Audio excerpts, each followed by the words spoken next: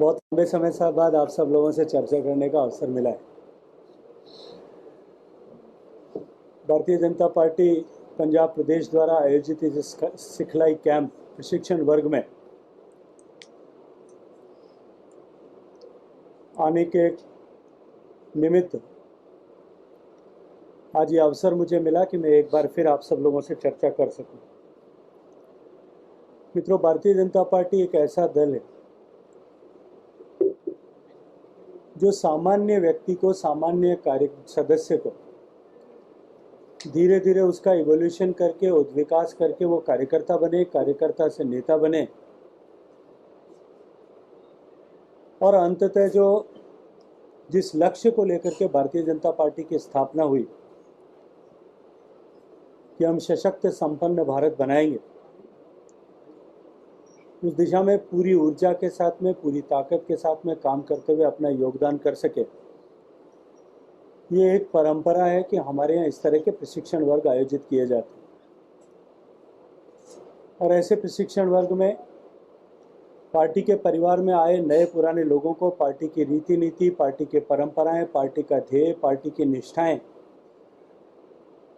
देश और प्रदेश में जिस तरह से हमारी सरकारें काम करती है, उन सरकारों के विजन, उनकी दृष्टि और उनकी सफलता के कारण, इन सब विषयों के बारे में चर्चा विस्तार से होती है। मुझे भी आज उसी अनुक्रम में यहाँ आने का अवसर मिला था और देश के कृषि क्षेत्र के लिए माननीय प्रधानमंत्री जी के नेतृत्व में सरकार ने जिस तरह से काम किया है और पिछले 8 सालों में नरेंद्र मोदी जी की यशस्वी सरकार ने जिस तरह से देश के परिवर्तन का जो लक्ष्य लेकर के सबका साथ, सबका विकास, सबका विश्वास, इस नारे के साथ में सभी को साथ जोड़ करके हम इस दिशा में जुटें, इस दिशा में जो प्रगति की है, इस यशस्वी कालखंड में कृषि क्षेत्र के बारे में माननीय प्रधानमंत्री जी के जो निर्णय, उनकी योजनाएं, उनकी दृष्टि और उनके विजन के आधार पर जिस तरह से प्रगति हुई है, इस बारे में बात करने का अवसर मुझे दिया था।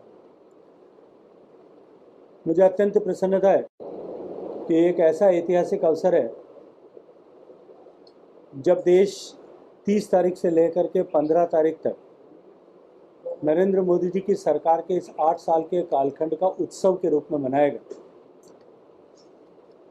और पिछले 8 साल में देश ने जिस तरह से वैश्विक परिदृश्य में एक नई महाशक्ति के रूप में उभराव किया है, इस पर लोग अभिमान करेंगे, गर्व करेंगे। वर्तमान उपजीवी परिस्थितियों में, विश्व की परिस्थितियों में भारत जिस तरह से लीड रोल में प्रासंगिक हुआ है, निश्चित रूप से हम सब का अभिमान का विषय है। और हम सब जानते हैं कि आज़ादी का 75वें वर्ष से देश गुजर रहा है। आने वाले 25 वर्षों के लिए जब देश 2047 में देश का स्वतंत्रता का 100वां वर्ष मनाएगा, उस समय हम देश को जिस मुकाम तक लेकर जाना चाहते हैं, उसके लिए देश संकल्प करे और उस संकल्प को पूरा करने के लिए भारतीय जनता पार्टी के करोड़ों करोड़ कार्यकर्ता पूरे प्राण प्रण की ऊर्जा के साथ में जुटें। ठीक उसकी पूर्व संध्या पर, उससे ठीक 2 दिन पहले मुझे आप सब लोगों से बात करने का अवसर मिला है। निश्चित ही आने वाले 25 साल के लिए देश का प्रत्येक व्यक्ति, चाहे वो समाज में किसी भी भूमिका में काम करता हो, राजनीतिक क्षेत्र में काम करता हो या जर्नलिज्म में काम करता हो, शिक्षा के क्षेत्र में काम करता हो, किसान के रूप में काम करता हो, सरकार के कर्मचारी के रूप में काम करता हो, विद्यार्थी के रूप में समाज में रहता हो, किसी भी भाव में, किसी भी क्षेत्र में काम करता हो, वो देश को आगे बढ़ाने के संकल्प के साथ में आने वाले 25 साल तक अपने आप को नियोजित करे। तो जिन लोगों ने इस देश को आज़ाद कराने के लिए कुर्बानियां दी, हंसते हंसते फांसी के फंदे को चूमा, बर्फ की शिलाओं पर लेटने को स्वीकार किया, उन कष्टों को सहना स्वीकार किया और उससे पहले भी हजारों साल तक इस देश की संस्कृति को बनाए रखने के लिए, इस देश की सभ्यता को बनाए रखने के लिए, इस देश के विचार को बनाए रखने के लिए, इस देश के वैविध्य को बचाए रखने के लिए, विविधताओं को बचाए रखने के लिए जिस तरह से पीढ़ियां कुर्बान की, उन सब को एक सच्ची श्रद्धांजलि देने का समय हम सब के पास में। आप सब बंधुओं से भी आग्रह करूंगा कि हम भी इसी मनोयोग के साथ में कि हम आने वाले 25 सालों में राष्ट्र निर्माण में अपने आप को नियोजित करें। हम जहाँ कहीं भी हों, जहाँ कहीं भी काम कर रहे हों, हमारे किए हुए भी किसी भी आचरण, किसी भी व्यवहार, किसी भी कर्म के कारण से आगे बढ़ते हुए इस देश में किसी तरह का कोई स्पीड ब्रेकर न बने, देश के आम आवाम को इस दृष्टिकोण से सोचने और व्यवहार करने की आवश्यकता है। ऐसे महत्वपूर्ण समय में मुझे आप सब लोगों से बात करने का अवसर प्रदान किया, इसके लिए मैं पंजाब भारतीय जनता पार्टी का अभिनंदन करता हूँ। निरंतर अपने कार्यकर्ताओं की शक्ति का विस्तार करते हुए, उनकी ताकत का विस्तार करते हुए, उनकी क्षमताओं का विस्तार करते हुए चुनाव के मैदान में उतरने का प्रयास करती है। संगरूर विधानसभा का चुनाव अभी घोषित हुआ है, हाल ही में लोकसभा का उपचुनाव अभी हाल ही में घोषित हुआ है। पार्टी के सारे प्रमुख लोग बैठ करके एक बार उस पर निर्णय करेंगे और निर्णय के अनुरूप पार्टी के सभी कार्यकर्ता नेता एक साथ पूरी ताकत के साथ में संगरूर लोकसभा क्षेत्र में इस उपचुनाव में भारतीय जनता पार्टी अच्छा प्रदर्शन करे, विजयश्री हासिल करे, इसके लिए काम करेंगे। मुझे लगता है जानकारी सीधे आप ही के पास में आएगी।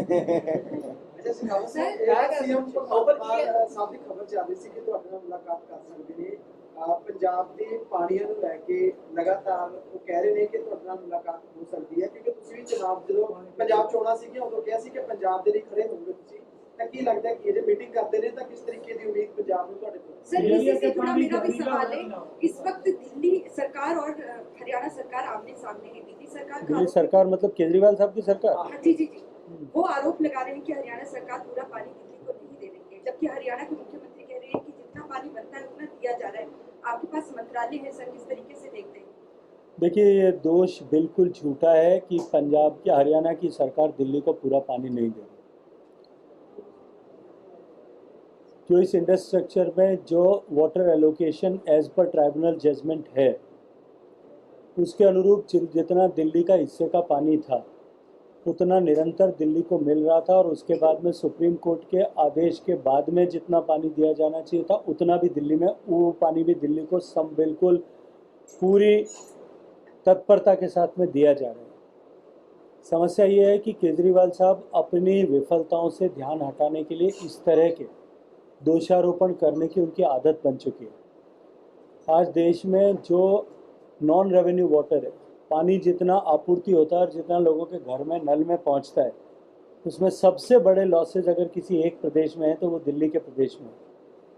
ऐसी परिस्थिति में उनको अपने तंत्र को सुधारने पर ध्यान देना चाहिए, बजाय इसके कि वो दूसरों पर इसके ऊपर दोषारोपण करें। 17 साल के बाद कह रहे हैं पंजाब का पानी खत्म हो जाएगा, नहरी पानी के लिए क्या करोगे पंजाब के लिए? मैं नहीं मानता कि इस तरह का किसी तरह की कोई साइंटिफिकली वैलिडेटेड रे जो है वो रिपोर्ट या स्टडी किसी के पास में है कि 17 साल में ख़त्म हो जाएगा। ज़मीन के पानी की चुनौती निश्चित रूप से पंजाब में बड़ी है। देश के बहुत बड़ा क्षेत्र है जिसमें ज़मीन के पानी अति दोहन के कारण कम हुआ है। निश्चित ही पंजाब के किसानों को भी और पंजाब की वर्तमान सरकार को भी इस दिशा में सोचने की आवश्यकता है। भारत की सरकार ने माननीय नरेंद्र मोदी जी के नेतृत्व में देश में पहली बार इस दृष्टि को सोचते हुए विभिन्न स्टेप्स लिए हैं। हमने देश के सारे एक्वीफर्स को, क्योंकि किसी भी असेट की प्रबंधन के लिए उसको जानना आवश्यक है, हमने सारे देश के एक्वीफर्स को स्टडी कराने का काम प्रारंभ किया था। 25 लाख स्क्वायर किलोमीटर्स में से लगभग 22 लाख स्क्वायर किलोमीटर्स में वो स्टडी पूरी हो गई, और आने वाले वर्ष के अंत तक हम 100% एक्वीफर्स को स्टडी कर पाएंगे। जिन क्षेत्रों में ज़्यादा चुनौती है उनमें बेटर स्केल पर रेजोल्यूशन पर स्टडी हो, उसके ऊपर हमने दुनिया की बेहतरीन हेलीबॉर्न टेक्नोलॉजीज से भी काम करना प्रारंभ किया है।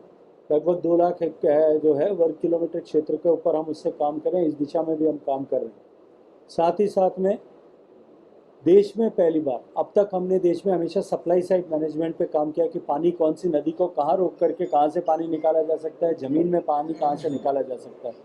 देश में पहली बार डिमांड साइड मैनेजमेंट पर काम भी नरेंद्र मोदी जी की सरकार ने शुरू किया है। 7 प्रदेशों में अटल भूजल योजना के माध्यम से हमने पायलट प्रोजेक्ट प्रारंभ किया है, जहां हम क्रिटिकल ब्लॉक्स में 6000 करोड़ की लागत से ज़मीन के पानी को पुनर्भरण पर काम कर रहे हैं। इसी के साथ साथ में माननीय प्रधानमंत्री जी ने जल शक्ति अभियान प्रारंभ किया था। 3 साल में लाखों स्ट्रक्चर्स को हमने रिजुविनेट किया है, ज़मीन के पानी का पुनर्भरण हो सके और साथ साथ में वर्षा जल का संग्रहण हो सके। माननीय प्रधानमंत्री जी ने इस अमृत वर्ष में, जब देश आज़ादी का 75वां साल मना रहा है, देश के प्रत्येक जिले में कम से कम 75 नए तालाब बने या पुराने तालाबों का वाटर बॉडीज को हम रिजुविनेट कर सकें। इसलिए एक अमृत सरोवर नाम से योजना प्रारंभ की है और मुझे अनुमान जिस तरह का उत्साह लोगों में इस विषय को लेकर के, जो लक्ष्य हमने रखा था कि हम देश में 50,000 नए तालाब बनाएंगे, पुराने तालाबों को ठीक करेंगे, मुझे लगता है ये संख्या उससे 2 गुना से भी ज़्यादा आने वाले 1 साल में बढ़ने वाली है। इन सब कामों के माध्यम से हम जल जो है जमीन के जल का पुनर्भरण कर सकेंगे, लेकिन अंततः समाज को इसमें साथ आने की आवश्यकता है और देश के प्रत्येक व्यक्ति को इस विषय को समझना पड़ेगा। खेत में काम करने वाले किसान को भी समझना पड़ेगा कि वो लो वाटर रिक्वायरमेंट की क्रॉप्स को उगाएं, उन वेराइटीज़ को उगाएं। आज दुनिया जो है 1 किलो चावल उगाने के लिए 300-350 किलोलीटर पानी का उपयोग करती है। हम लगभग पंजाब में 3800 लीटर और देश में 5600 लीटर के एवरेज पे काम कर रहे हैं। निश्चित ही राज्य सरकारों को भी इस विषय में सोचने की आवश्यकता है और इस दिशा में बहुत तेजी के साथ में काम करने की आवश्यकता है। सर, पंजाब में चुनाव स्वास्थ्य मॉडल पर भी लड़ा गया था और स्वास्थ्य मंत्री भ्रष्टाचार के आरोप भी इस वक्त में बंद है आम आदमी पार्टी के, क्या कहना चाहिए? चलिए, अभी तो शुरुआत हुई है, देखते जाइए अभी क्या क्या होने वाला है। आपकी अगुवाई में विधानसभा चुनाव लड़ा गया और आपने ही गठबंधन करवाया सिंह के साथ, के साथ। आज पार्टी का स्टैंड क्या है? आज भी हम साथ हैं। पार्टी के शीर्ष नेतृत्व ने ये जो है ये गठबंधन स्वीकार किया था, तीनों ही दलों के नेताओं ने मिलकर के स्वीकार किया था। आज भी हम साथ खड़े हैं, उसी कमिटमेंट के साथ खड़े हैं, उसी ऊर्जा के साथ में खड़े हैं। अल्टीमेटली हमारा एक ही लक्ष्य है कि हम पंजाब को खोया हुआ गौरव वापस लौटाने के लिए काम करेंगे। निश्चित रूप से सिखावत जी, संगरूर के सिंबल पे चोन लड़ी जाऊगी।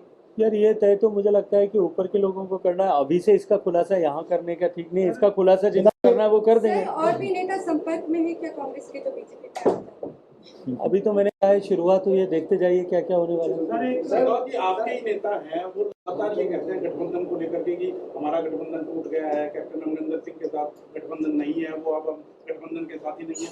आप कह रहे हैं उनकी व्यक्तिगत राय कुछ हो सकती है और उनको कहाँ से ये ज्ञान प्राप्त हुआ है, किसने कहा है, मैं उसके बारे में टिप्पणी नहीं करना चाहता। पार्टी का स्टैंड जो है वो पार्टी के राष्ट्रीय अध्यक्ष तय करते हैं, पार्टी का पार्लियामेंट्री बोर्ड तय करता है। मुझे नहीं लगता कि पार्लियामेंट्री बोर्ड में राष्ट्रीय अध्यक्ष के सामने इस तरह का कोई विचार भी आया।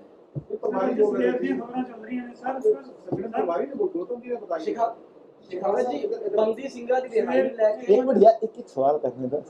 एक ਜਿਹੜੀ ਨਿਊਜ਼ ਚੱਲ ਰਹੀ ਹੈ ਕਿ ਜਿਹੜੇ ਪਾਕਿਸਤਾਨ ਸ਼ਰਧਾਲੂ ਜਾਂਦੇ ਆ, ਜੇਕਰ ਉਹ ਮਹਿਮਾਨਵਾਜੀ ਕਰਵਾਉਣਗੇ ਉਹਨਾਂ ਨੂੰ ਬਲੈਕ ਸੂਚੀ 'ਚ ਪਾਇਆ ਜਾਵੇਗਾ, ਜ਼ਮੀਨ 'ਚ ਦੁਬਾਰੇ ਨਹੀਂ ਜਾ ਸਕਣਗੇ। ਉਹਦੇ ਬਾਰੇ ਕੀ ਹੈ ਤੁਹਾਡਾ, ਕਿ ਉਹ ਵਾਪਸ हो सकते? समझा नहीं क्या कहना चाहते हैं। कोई सेंट्रल गवर्नमेंट की चिट्ठी है अभी, वो तो हम देखेंगे, उसके बाद आपको ऑफिशियल वक्तव्य देंगे। टिप्पणी नहीं करना पंजाब चाहता, मुझे बीजेपी इस का विषय की ऑफिशियल रिलीज जानकारी है। नहीं है भैया। शिखावत जी, बंदी सिंघा की रिहाई लेके भाजपा ने हम तक की सोचा है, कदों कर रहे या नहीं कर रहे? देखिए, उस पर हमारा राजस्थान की देश की सरकार काम कर रही है।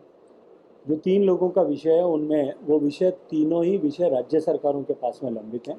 राज्य सरकार उस पर कॉल लेकर के जिस दिन भी करेंगे, देश की सरकार तुरंत उनकी रिहाई के लिए प्रॉम्प्टली जो है वो काम करेगी। सर, लगातार आतंकवाद, मैं आप सबसे एक आग्रह करूँगा कि मैं इस पर टिप्पणी करूँ बाहर से आकर के, उसके बजाय आप सब लोगों को इसका जो है एक बार अन्वेषण करना चाहिए। पूरे चुनाव के दौरान जो विषय मैंने बार बार कहा था कि पंजाब एक सेंसिटिव प्रदेश है, पंजाब बॉर्डर स्टेट है और जिस तरह की सेंसिटिविटी पंजाब में है, इसलिए यहाँ पर इस तरह की सरकार की आवश्यकता है जो इस विषय को गंभीरता से देखते हुए इस दृष्टिकोण से काम करे। मैं आप सबसे आग्रह करूँगा कि पिछले 3 महीने में जिस तरह से पंजाब में घटनाएं हुई, जिस तरह से पंजाब में देश विरोधी ताकतों को ने सिर उठाना शुरू किया, जिस तरह से पंजाब में आतंकवादियों के सूत्र वापस एक बार फिर से दिखाई देने लगे, जिस तरह से पंजाब में खुलेआम लोगों को कबड्डी खेलते हुए गोली मारी जा रही है, जिस तरह की घटनाएं पंजाब में भ्रष्टाचार की हो रही, जिस तरह से ड्रोन्स के माध्यम से ड्रॉपिंग की घटनाएं एकाएक पंजाब में बढ़ी, ये निश्चित ही इसका आकलन करके ये जनमानस को बताने की, जागृत करने की आवश्यकता है, ताकि कम से कम जनता के दबाव से वर्तमान सरकार इन विषयों पर गंभीरता से काम करे। ये जितनी जिम्मेदारी भारतीय जनता पार्टी की है, उतनी ही जिम्मेदारी आप सब मित्रों की भी पंजाब के नागरिक होने के नाते, जिम्मेदार नागरिक होने के नाते मैं आप सब से भी आग्रह करूँगा कि बिना किसी दबाव के, बिना किसी अपेक्षा के हम सब इस समय में पंजाब की पंजाबियत बनी रहे और पंजाब देश की ताकत बनी रहे, इसके लिए हम सबको काम करने की आवश्यकता है। बहुत बहुत धन्यवाद। ਬਾਬਾ ਯਾਮੀਨ ਬੰਗਾਲੀ 골ਡ ਮੈਡਲਿਸਟ ਤੁਹਾਡੇ ਸ਼ਹਿਰ 'ਚ ਪਹਿਲੀ ਵਾਰ ਅਦਭੁਤ ਸ਼ਕਤੀ ਚਮਤਕਾਰ ਵੇਖੋ। ਦੇਸ਼ ਵਿਦੇਸ਼ ਬੈਠੇ ਸਾਨੂੰ WhatsApp ਤੇ ਵੀ ਕਾਲ ਕਰ ਸਕਦੇ ਨੇ। ਘਰ ਬੈਠੇ 11 ਮਿੰਟਾਂ 'ਚ 101% ਦੀ ਗਾਰੰਟੀ ਨਾਲ ਸਮਾਧਾਨ। ਵਸ਼ੀਕਰਨ ਅਤੇ ਮੁਠਕਰਨੀ ਦੇ ਮਾਹਿਰ ਸਭ ਤੋਂ ਪਹਿਲਾਂ ਕੰਮ ਕਰਨ ਦਾ ਵਾਅਦਾ। ਨੌਕਰੀ, ਪ੍ਰਮੋਸ਼ਨ, ਕਾਰੋਬਾਰ 'ਚ ਪਰੇਸ਼ਾਨੀ, ਘਰ 'ਚ ਝਗੜਾ, ਬਰਕਤ, ਔਲਾਦ ਕਹਿਣੇ ਤੋਂ ਬਾਹਰ ਹੋਣਾ, ਕੋਰਟ ਕੇਸ, ਤਲਾਕ, ਪ੍ਰਾਪਰਟੀ ਡਿਸਪਿਊਟ, ਗੁਪਤ ਰੋਗ, ਪੁਰਾਣਾ ਦਰਦ, ਪਤੀ ਪਤਨੀ ਚੰਬਨ, ਜਾਦੂ ਟੋਣਾ, ਮਨਮੋੜੀ ਵਸ਼ੀਕਰਨ ਕਰਵਾਉਣਾ ਜਾਂ ਤੁੜਵਾਉਣਾ, ਸੌਤਨ ਦੁਸ਼ਮਣ ਤੋਂ ਛੁਟਕਾਰਾ, ਸਦਾ ਲਈ ਰੁੱਸੇ ਨੂੰ ਮਨਾਉਣਾ, ਪਿਆਰ ਮੁਹੱਬਤ। ਬਾਬਾ ਯਾਮੀਨ ਬੰਗਾਲੀ 96 435 032 21।